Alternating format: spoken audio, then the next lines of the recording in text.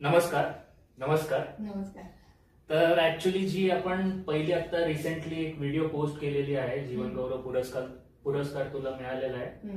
तर त्याच्यावर खूप लोकांची अशी प्रतिक्रिया आलेली आहे की एवढं शुद्ध मराठी आजकाल आपल्याला ऐकायलाच मिळत नाही. तर तुझे काही किस्से आहेत का, जेव्हा फिल्म शूटिंग तुझं चालू असायचं तेव्हा म्हणजे कसे तू डायलॉग पाठ करायची? तर हा, डायलॉगच्या बाबत तू विचार मला. पण खरं सांगू का, पुण्यात माझा जन्म, पुण्यात थोडंसं शिक्षण झालं माझं, बालपण फक्त अवसरीला गेलं माझं. आणि मी पुणेरी म्हटल्यानंतर भाषेमध्ये चांगला गुण असणारच, कारण पुणे हे विद्येचं माहेरघर म्हणून प्रसिद्ध जास्त पहिल्यापासून. आताच मला माहिती नाही लोक किती मान्यता देतात ते असो. पण एक मला पिक्चर पहिल्या प्रथमच कॉलेजची मुलगी वगैरे असं मिळालं, तो नाव मोठं लक्षण खोटं. अच्छा. हा, शरद पिळगावकर म्हणून चांगले सचिन पिळगावकरचे. हा, वडील. बरोबर. हा, वडील. तर त्यांनी मला ते पिक्चर दिलं होतं आणि त्यांनी माझे हे जुबिली पिक्चर पाहिले. म्हणाले सगळे तेच तेच तू कामं करते, आता आमच्याकडे एक मस्त गोष्ट आहे ती तू कर, पण सुशिक्षित मुलगी आहे त्याच्यामध्ये. मग मला आनंद वाटला, म्हटलं जरा एवढ्या पिक्चर मध्ये जरा व्हरायटी आपल्याला मिळेल. बरोबर. मग म्हटलं मी करायला तयार आहे. मग पैसे इकडे तिकडे कमी जास्त करून त्यांनी त्यांच्या स्टाईलने मग ते पिक्चर मी घेतलं. त्यामध्ये मोठी कास्ट होती, म्हणजे डॉक्टर श्रीराम लागू, अरुण सरनाईक, बाळधुरी म्हणजे जयश्रीबाईचे मिस्टर, हे एवढे मोठे दिंड होते त्याच्यामध्ये. डान्स डायरेक्टर नायडू म्हणून होते. सचिनने पण त्यामध्ये थोडस भानुमती अंगात आली असं ते गाणं थोडस हे केलं होतं मला, डान्स डायरेक्शन. आणि त्याच्यामध्ये एक सीन होता की असं होतं की तो मग ते शरद पिळगावकर सांगायचे असिस्टंटला, त्या असिस्टंटचं नाव मला वाटतं नलावडे.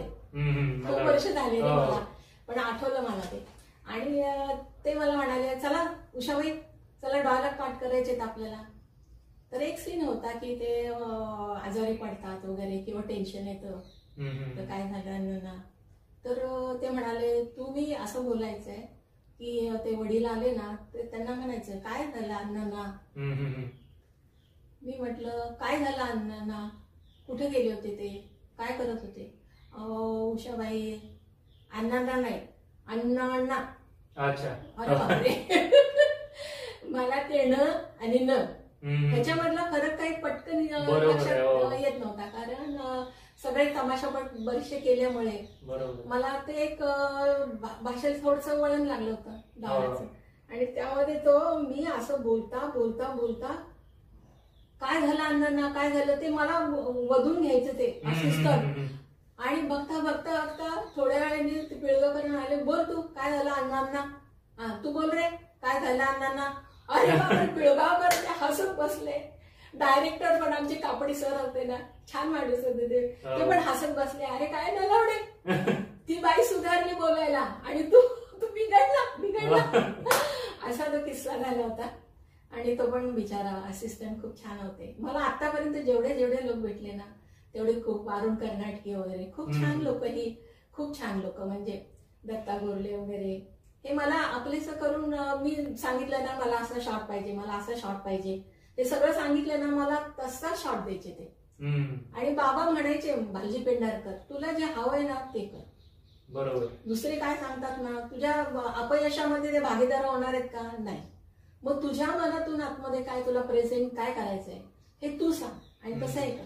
मला भालजी पेंढारकरांनी मेकअप करायला पण शिकवलं होतं त्यावेळेस. ते म्हणाले कशाला सगळं येऊ दे तुला. मग मी माझ्या पिक्चरला मी दुसऱ्या आर्टिस्टना मेकअप पण 1 वर्ष मी तुझ्यावर बोलत राहीन. 1 वर्ष की स्ट्रगल काय केला आणि कशी मी शिकत गेले किंवा काय, असे एवढे भरपूर किस्से. आणि मला आता काय वाटतं की मला काही माझ्या असं मी याला जांभळीला घेतलंय शेती सारखं ते घर, तिथं मला खूप त्रास झाला ना, तिथे जाऊन बसते. निळकंठेश्वराचं मंदिर वरती आहे. आणि मी बोलले होते, माझ्या मुलाने पण बोलला की आम्हाला थोडंसं तुझ्या पायाशी आम्हाला जागा दे, कारण इकडे अवसरीचं पण आमचं वादविवाद आमचं चाललेलं अजून काय तो मिटला नाही. आता बघूया कोण मोठे लोक ते मिटवतात की नाही. आणि तिथं मी जाऊन बसते. मग तिथं शांत अशी ध्यानस्थ बसले ना रोहन, की मला एवढं बरं वाटतं ना. आणि मग मी डोळ्यासमोर आणते की मी हे पिक्चर केलं, मी असे सीन केले, मी असं वागले, मी अशी गायले, गमती जमती. तर असं आहे. पुढच्या वेळेस मी तुला अजून सांगते.